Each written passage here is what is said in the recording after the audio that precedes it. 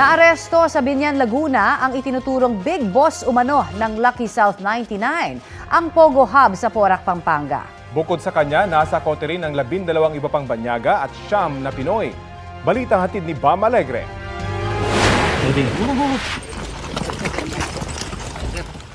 Sa cellphone video na ito, kuha ang aktwal na pagsalakay at pag-aresto ng mga otoridad sa Binyan, Laguna sa isa sa mga tinaguriang big boss daw ng isang malaking pogo.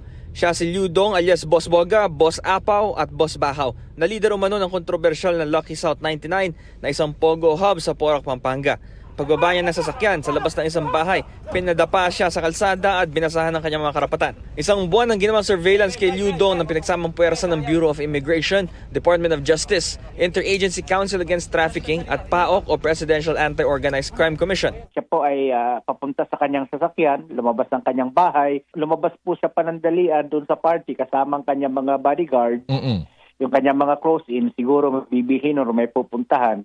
Nung nakakita ng pagkakataon ng ating mga officers, yung ating mga ahente, sinunggaban na po siya at hawak-hawak yung mission order para sa kanya, nasa kote na ho natin siya. Kasamang naaresto ni Liu Dong ang 12 pang foreign nationals.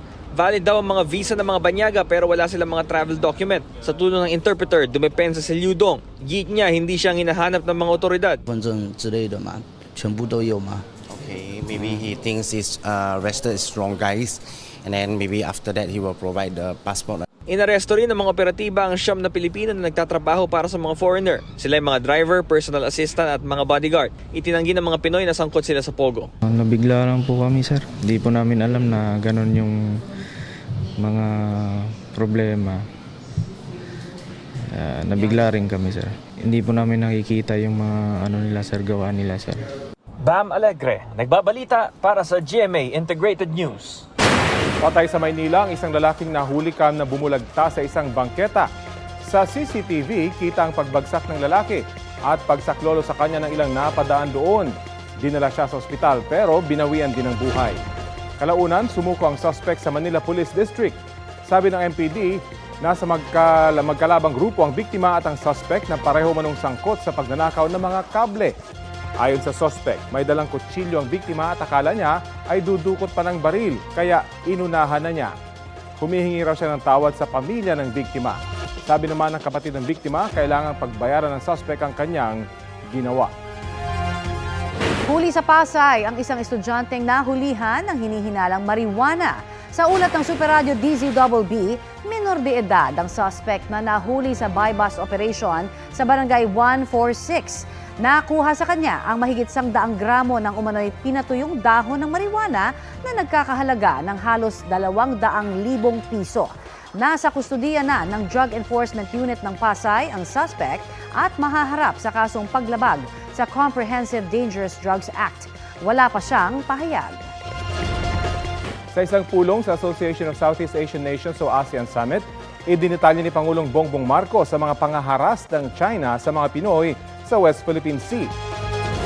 Sa pulong, kasama si Chinese Premier Li Qiang, binanggit ng Pangulo ang pangaharang, pambobomba ng tubig, sadyang pagbangga sa mga barko ng Philippine Coast Guard, panunutok ng laser, pati na ang pambubuli sa mga barko at eroplano ng BIFAR. Sabi ng Pangulo, patuloy na hinaharas at tinatakot ng China ang Pilipinas. Ipinapakita raw nito na binabaliwala ng China ang international laws gaya ng United Nations Convention on the Law of the Sea o UNCLOS, pati na ang Convention on the International Regulations for Preventing Collisions at Sea o COLREGS. Kaya sabi ng Pangulo, kailangan ng madaliin ang negosasyon para sa ASEAN-China Code of Conduct na 1992 pa ipinanukala pero hanggang ngayon ay wala pang nabubuo. Sa Leaders Retreat naman noong Miyerkules, nanawagan ng Pangulo sa mga kapwa niya ASEAN leader na huwag magbulag-bulagan sa mga agresibong aktibidad ng China sa South China Sea. Taliwas daw yan sa layunin ng ASEAN na sama-samang humarap sa mga banta sa mga miyembro nito. Ang ulat ay batay sa kopya ng talumpati na nakuha ng Japanese media na NHK. Tumanggi magsalita ang Pangulo tungkol sa mga tinalakay sa Leaders Retreat dahil isa raw itong closed session. Sabi naman ng Chinese Foreign Ministry, handa silang ayusin ang anumang hindi pagkakaunawaan sa issue ng South China Sea sa pamamagitan ng dialogo at konsultasyon batay sa historical facts at international law. Patuloy rin daw makikipag-ugnayan ang China para umusad na ang Code of Conduct sa South China Sea.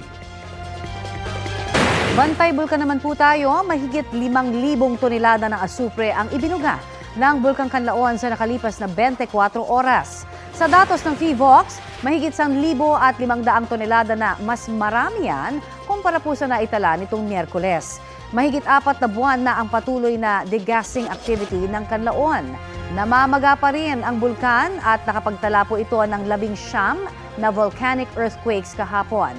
Nagbabala ang PHIVOLCS sa posibilidad ng biglaang pagputok ng steam o phreatic explosions. Nananatili sa alert level 2 ang Bulkang Kanlaon kaya bawal ang pagpasok sa permanent danger zone.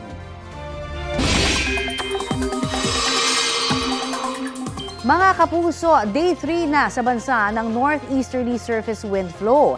Yan po yung nagdadala ng bahagyang lamig ng panahon ayon sa Pag-asa. Apektado po nito ang Northern Luzon.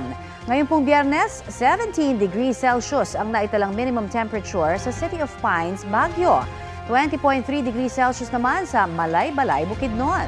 21.2 degrees Celsius sa Coron, Palawan. 22 degrees Celsius naman sa Abukay, Bataan. Habang 24.9 degrees Celsius ang minimum temperature dito po sa Quezon City. Mga kapuso, nasa transition period pa rin tayo patungong amihan season. Sabi po ng Pag-asa, posibleng sa ikalawang linggo ng Oktubre hanggang ikalawa o ikatlong linggo ng Nobyembre pa darating ang amihan. Base naman sa rainfall forecast ng Metro Weather, may tsansang muli ng ulan sa halos buong bansa, kasama na po sa Metro Manila sa mga susunod na oras. Higit na mataas ang posibilidad na uulanin din ang extreme Northern Luzon ngayong pong weekend. Asahan din ang ulan sa nalalabing bahagi ng bansa sa bandang hapon o gabi. Posible rin po ang heavy to intense rains na maaaring magdulot ng baha o landslide. Kaya ingat po tayo mga kapuso. Bukod sa halos 200 barko ng China sa West Philippine Sea, sinabi ng isang maritime security expert na dapat ding bantayan ng AFP ang isang Chinese research vessel malapit sa Palawan at Northern Luzon. Balitang hatid ni Chino Gaston. Sa huling monitoring ng AFP mula September 30 hanggang October 6, aabot sa 170 barko ng China ang namataang nananatili sa West Philippine Sea. Sa bilang na ito, 28 ang mga barko ng People's Liberation Army Navy at China Coast Guard. Ang karamihan, mga Chinese fishing militia o mga barkong nagpapanggap na mangingisda pero nasa kontrol naman ng China Coast Guard. Patuloy ang pagpatrol ng AFP gamit ang mga eroplano ng Philippine Air Force at barko ng Philippine Navy. Wala naman daw kakaibang napapansin ngayon ang AFP sa mga kilos ng China, bagamat illegal pa rin daw ang pananatili ng mga barko ng China sa loob ng exclusive economic zone ng Pilipinas. Wala naman report sa atin that there is something that we need to really immediately address in the area. As I said po, continuous po yung monitoring natin dito. Bukod sa mga barko ng China Coast Guard at Navy, isa raw sa dapat bantayan ang mga namataang research ship ng China malapit sa Palawan at North Luzon. There may be some research value in what they're doing. I mean, they may be looking sort of at the undersea environment for submarine operations, and there may also just be symbolic value. They're just basically making a statement that this is what we're going to do and you can't stop us. Chino Gaston nagbabalita para sa GMA Integrated News.